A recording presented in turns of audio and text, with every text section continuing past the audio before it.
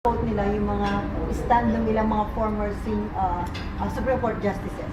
Every senator has the right to file a resolution, whether correct or incorrect. And I don't think there is anything wrong with the resolution filed by whom. Nag-draft is Senator Kiko Pangilinan. There's no problem with it, but I will not sign it.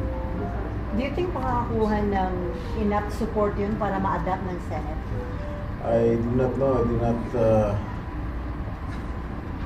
hindi ko alam yung mentalidad ng aking mga kasamang kasawang senator. Then bakit hindi niyo po pipirmahan?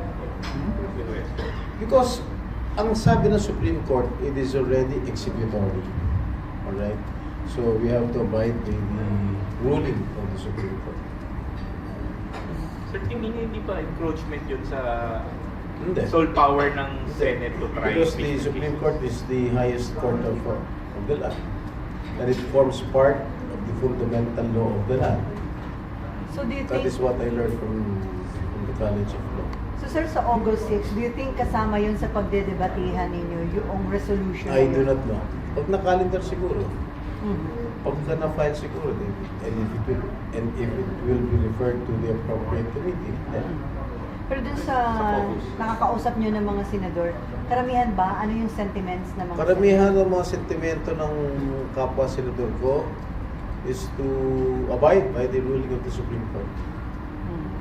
So kung ganun, no more impeachment trial. No more. Because ang sabi ng Supreme Court, sa decision ng Supreme Court, ang sabi ng Supreme Court, the Senate has no jurisdiction already.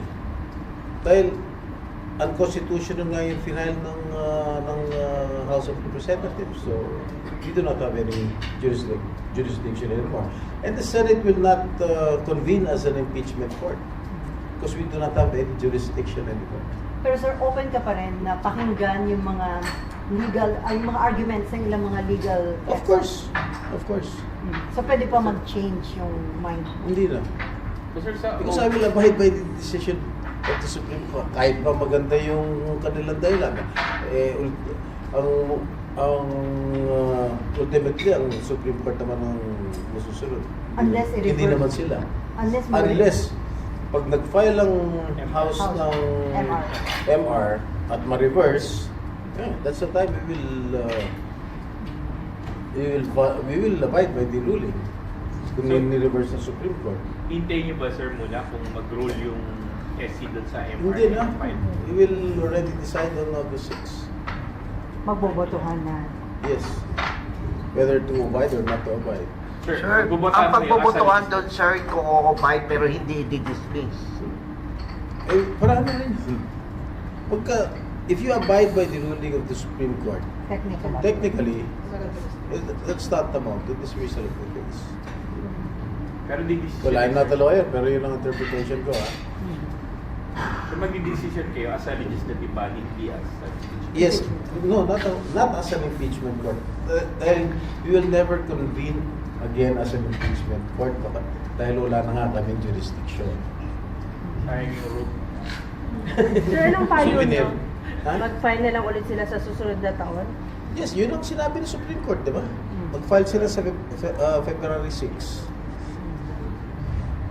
Anyway, so sir, dun sa distribution ng For sa impeachment, nung nag-caucus kayo, mga ilang senador po yung gustong ipa-dismiss na yung, ora mismo yung impeachment? Sabihin natin, to abide by the ruling. Ay, Yeah. to abide by the ruling. Mga 19 to 20. oh, yung So kayo din yun, sir? Kasama. Majority black. Kasama. kompleto ba kayo sir? Yeah. Except yata si Senator Alan completed. Mag-motion na to abide or to not abide by the SCMP. Most probably.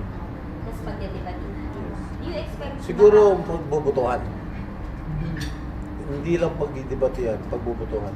Paano sir kung may mag-motion na hintayin na muna na magkaroon ng Pagbubutuhan. decision Pagbubutuhan. sa MR? Siyempre may mag-object doon.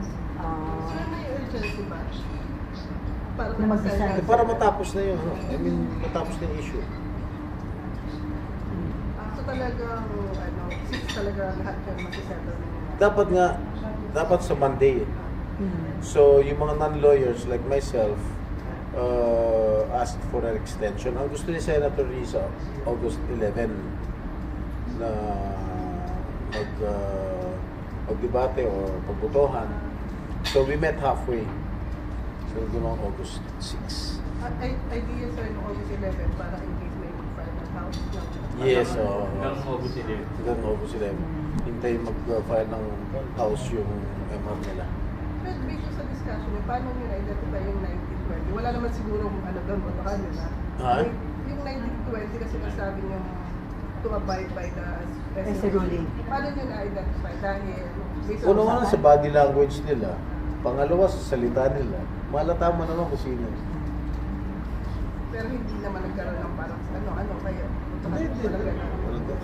Pero sir, kung may mag-motion, nahintayin na muna yung ruling ng SC sa kalooban. Pagbobotohan yun. Ikaw, ano magiging boto mo doon, sir? Bakit pa natin hintayin? At liwaliwanag na sinabi ng Korte Suprema. Wala na kami jurisdiction. Infirm yung final ng House. Oh. Bakit pa natin hintayin?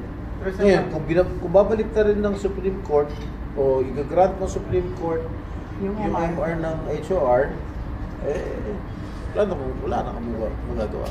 Kahit nag-decision kayo ng August 6. Yes, of course. You have to abide. We have to abide.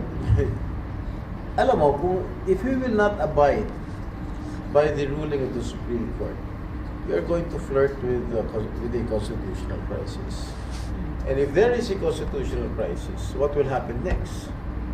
There will be chaos in our government. Kami mga mambabatas, gumagawa ng batas, tapos hindi kami susunod sa batas. That's awkward. Kung kami mga mambabatas, ayaw namin sundan ng Korte Suprema, ano pa kaya yung mga iba? Yung mga ibang ordinaryong tao na may kaso na adverse sa kanila. Hindi rin nila susundin.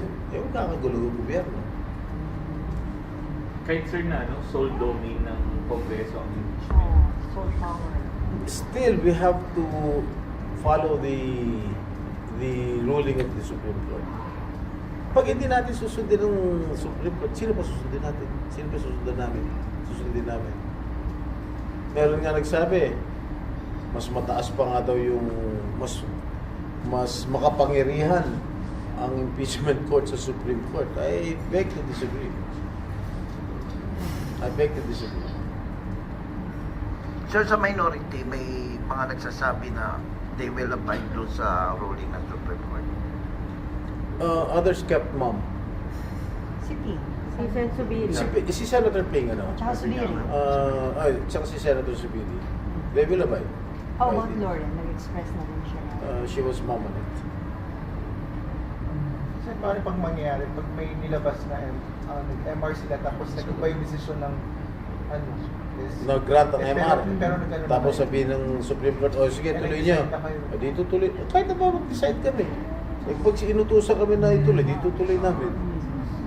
Anong utos, sir? Yun ang gagawin mo. Hmm? Anong utos na? O ano utos Ngayon, ng Supreme Court? Stop na. Bali wala yun. Yung decision na namin.